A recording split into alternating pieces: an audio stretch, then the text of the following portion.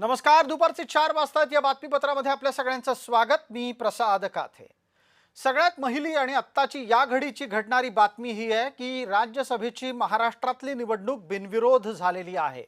महायुतीनं या निवडणुकीमध्ये अधिकचा उमेदवार उतरवलेला नाही. परिणाम स्वरूप राज्यसभेची निवडणूक बिनविरोध झाली आहे, कारण 7 जागांसाठी अर्ज भरण्याच्या मुदतीमध्ये 7च अर्ज आलेले आहेत.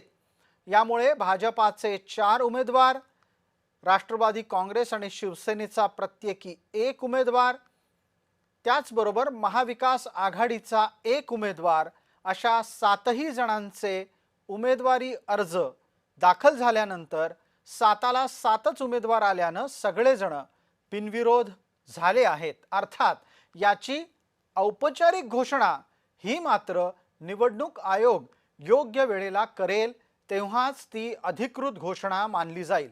मात्र राजकारणातल्या आत्ताच्या परिस्थितीचं आकलन करत असताना पत्रकार म्हणून ही बातमी निश्चित आपल्याला द्यायला हवी की महाराष्ट्रातून राज्यसभेच्या निवडणुकीच्या साठीची स्थिती सध्या बिनविरोध अशीच आहे.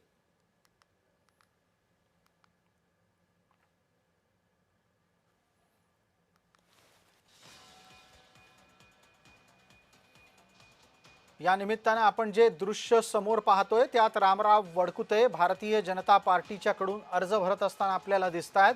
त्यांच्या सोबत पक्षातले विविध मान्यवर उपस्थित आहेत.